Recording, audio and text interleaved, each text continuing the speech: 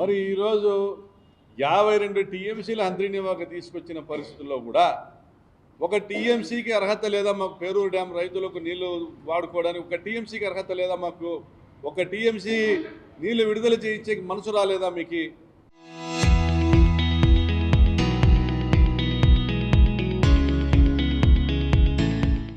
మరి పేరూరు డ్యామ్ కింద ఉన్నటువంటి ఈ కనగానపల్లి, రామగిరి, కంబదూరు, అదేవిధంగా రొద్దం మండలాల ప్రాంత రైతులు, అదేవిధంగా రాప్తాడు మండలం, ఆత్మకూరు ప్రాంత రైతులు మేము మనుషులం కాదా? మా బోర్లలో ఈరోజు నీళ్లు లేవు, ఎండిపోయినాయి. రోజు కూడా పొద్దున్నే ఉదయం లేచి గ్రామంలో గ్రామంలో అయినా రచ్చకట్ట మీద కూర్చుంటే ఈరోజు వాళ్ళ బోర్లు ఎండిపోయినాయి, ఈరోజు వీళ్ళ బోర్లు ఎండిపోయినాయి చర్చ తప్ప వేరేది ఏమైనా ఉందా? మరి పరిటాల సునీతమ్మ, నీకు పేరూరు డ్యామ్ కింద ఆయకట్టు ఉంది, నువ్వు గెలిచినావు రాప్తా నియోజకవర్గంలో. అదేవిధంగా అమిలినేని సురేంద్ర, పేరూరు డ్యామ్ కింద మీకు కూడా ఆయకట్టు ఉంది కళ్యాణ్ దుర్గం కాన్స్టిట్యున్సీలో. పేరూరు డ్యామ్కు నీళ్లు విడుదల చేసేదానికి మీకు ఏమాత్రము కూడా చిత్తశుద్ధి లేదు. నీళ్లు పేరూరు డ్యామ్కి విడుదల చేస్తే డ్యామ్ కింద ఉన్నటువంటి ఇసుకను మీరు అమ్ముకోలేమనేటువంటి ఒక స్వార్థంతో మీరు పేరూరు డ్యామ్కు నీళ్లు రానికుండా చేసినారు. మొదటి సంవత్సరం అయితే డ్యామ్ గేట్లు ఇప్పదీసి ఉన్న నీళ్ళు కూడా కిందికి ఇడిసింది పరిటాల సునీత. డ్యామ్ గేట్లు రిపేర్లు అయినాయి అన్నారు, తగిలిచ్చినారు. మళ్ళీ డ్యామ్ గేట్లు బిగించినాక కూడా నీళ్లు విడుదల చేయలే. ఈరోజు నీళ్లు బంద్ అవుతున్నాయని చెప్తున్నారు. ఇన్ని నెలలు నీళ్ళు వచ్చి 52 టీఎంసీలు నీళ్ళు వచ్చి ఒక 2 టీఎంసీలు అయినా విడుదల చేసేటువంటి అవకాశం ఉన్నా కూడా ఈ ప్రాంత రైతులందరూ కూడా బతుక్కుంటారు. పెన్నా నది పరివాహక ప్రాంతంలోని రొద్దం మండలం గ్రామాల ప్రజలు, రామగిరి మండలం గ్రామాల ప్రజలు, అదేవిధంగా పేరూరు డ్యామ్ ఆయకట్టుదారులు అందరూ బతుక్కుంటారనేటువంటి అవకాశం ఉందని తెలిసినా కూడా మీరు చేయలేదు. ఎందుకంటే పెన్నా నదిలో పేరూరు డ్యామ్ దిగువన దాదాపు 10 కిలోమీటర్ల పాటు రోజుకు 500 ట్రాక్టర్లు, పెన్నా నది గర్భం నుంచి రోజుకు 500 ట్రాక్టర్లు ఇసుక దోలుకున్నారు, అమ్ముకున్నారు. మీరు దాదాపుగా 1000 కోట్ల రూపాయల ఇసుకను మీరు దోపిడీ చేసుకున్నారు. ట్రాక్టర్లతో తీసుకొని పోయి డంప్ చేసి అక్కడ నుంచి కర్ణాటకకు తరలించి ఒక లారీ ₹1,00,000, ఒక లారీ ₹1,00,000, 1,00,000 లారీల ఇసుకను మీరు అమ్ముకున్నారు. గత 20 నెలలుగా దాదాపు 1000 కోట్ల కుంభకోణం చేసినారు. మరి ఈ ప్రాంత ప్రజలపై కళ్యాణ్ దుర్గం శాసనసభ్యుని అడిగినా మాకు పేరూరు డ్యామ్కు నీళ్లు విడుదల చేయించాలని పరిటాల సునీతని అడిగినా, పరిటాల సునీత కానీ సురేంద్ర కానీ వాళ్ళు ఏమాత్రం స్పందించలేదు. సురేంద్రకు కాంక్రీట్ లైనింగ్ వర్కుల్లో 100 కోట్ల ఆదాయం వచ్చింది. 3,850 కోట్ల కాంక్రీట్ లైనింగ్ పనుల్లో, అంద్రనీవా కాంక్రీట్ లైనింగ్ పనుల్లో దాదాపుగా సగం పనులు ఆయన చేసినాడు. ఆయనకు 100 కోట్ల ఆదాయం వచ్చింది. పరిటాల సునీతకు ఇసుక అమ్ముకొని 100 కోట్ల ఆదాయం వచ్చింది. ఈ లైనింగ్ పనుల్లో కమిషన్లు వచ్చినాయి. మీరు బాగుండారు చల్లగా. ఈరోజు మాకు గ్రామాల్లో మంచినీళ్ళకు దిక్కు లేదు, తాగే నీళ్ళకు దిక్కు లేదు, పశువులకు మేత లేదు, పంటలు పెట్టుకునే పరిస్థితి లేదు, పెట్టిన పంటలు ఎండిపోయాయి, ఊర్లు ఇడిచిపెట్టేటువంటి పరిస్థితి, గ్రామాలు వదిలేటువంటి పరిస్థితి. మళ్ళీ 2002కు పూర్వం ఎటువంటి దౌర్భాగ్యమైన కరువు పరిస్థితులు ఉన్నాయో ఈరోజు మళ్ళీ జిల్లాలో అదే పరిస్థితి కనపడతాం. వలసలు పట్టేటువంటి పరిస్థితి. మరి ఇంత దుర్మార్గంగా ఉందని మేము అడుగుతున్నాం. మేమేమన్నా బిచ్చగాళ్ళమా? మేమేమన్నా రైతులు బిచ్చగాళ్ళమా? మిమ్మల్ని అడుక్కునేదానికి అందరినీ ఒక కాలువ లైనింగ్ చేస్తే భూగర్భ జలాలు అడుగంటి పోతాయని రైతులను కలిసేదానికి పోతే పోలీసుల్ని పెట్టి మమ్మల్ని దిగ్బంధం చేసిరి, పల్లెలకు పోనీయకుండా చేసిరి, రైతుల్ని కాలువ మీదకి రానికుండా చేసిరి, కేసులు పెట్టిరి.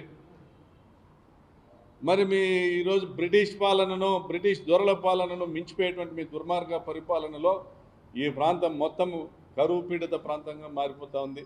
రైతులకు ఇన్పుట్ సబ్సిడీలే, పంటల బీమాలే, పండిన పంటలకు ధరలే, సిగ్గుండాల. మీ బతుకులు కూడా ఒక బతుకులేనా? టమాటాలు రోడ్ల మీద ఇడుస్తున్నారు, అరటికాయకి పంట లేదు, ఆనియన్ ధరలు, ఉల్లిగడ్డ ధరలు ఎట్లా పడిపోయినా మీకు పరిస్థితి తెలుస్తూ ఉందా?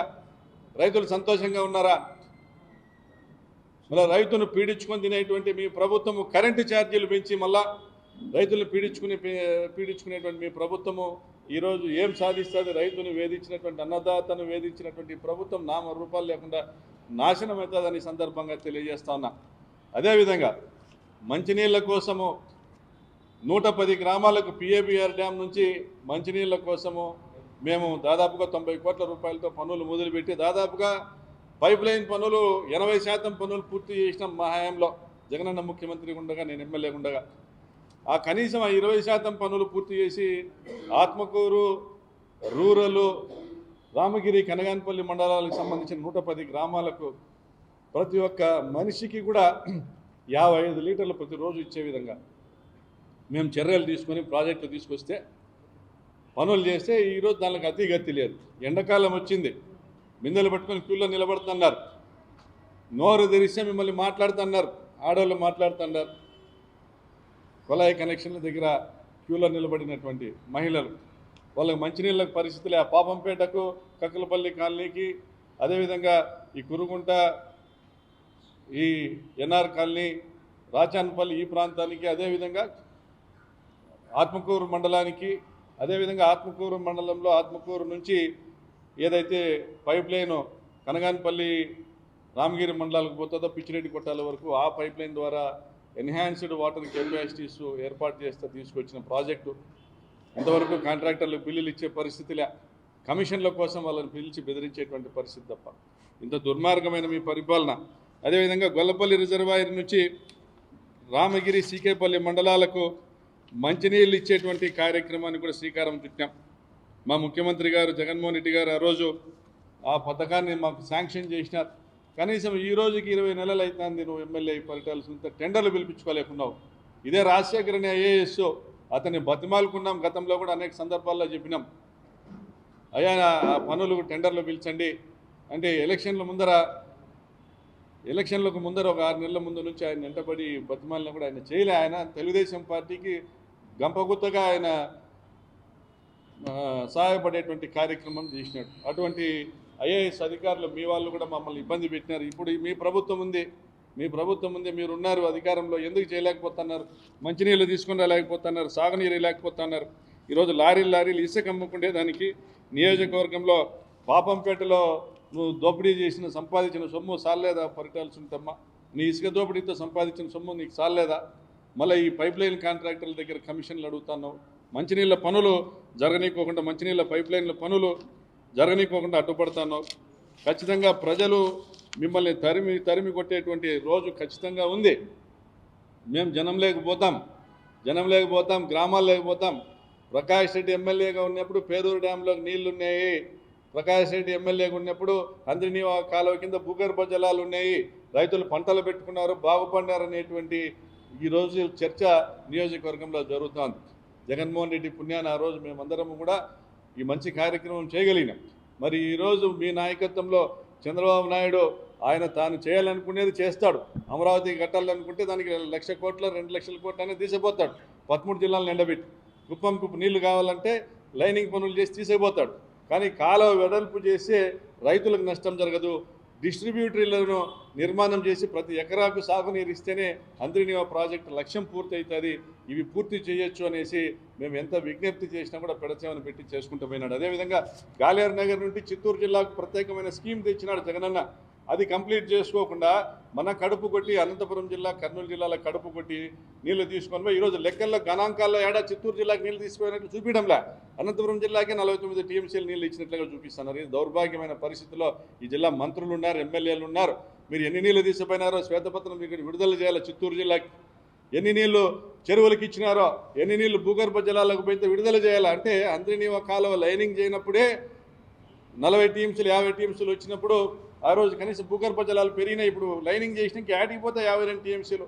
ఎవరి చెవులో పూలు పెడుతున్నారు? ఎవరికి ఇచ్చినారు? 49 టీఎంసీలు అనంతపురం జిల్లాకి ఇచ్చినామంటున్నారు. లెక్కలు చూపండి. దాదాపుగా ఇదంటే ఇంత అన్యాయంగా ఈనాడు పత్రిక రాసింది 2.5 టీఎంసీ మీద మిగిలింది అనంతపురం జిల్లాకు చేరినాయి 49 టీఎంసీలు. కాబట్టి దీనికి శ్వేతపత్రం విడుదల చేయాలా?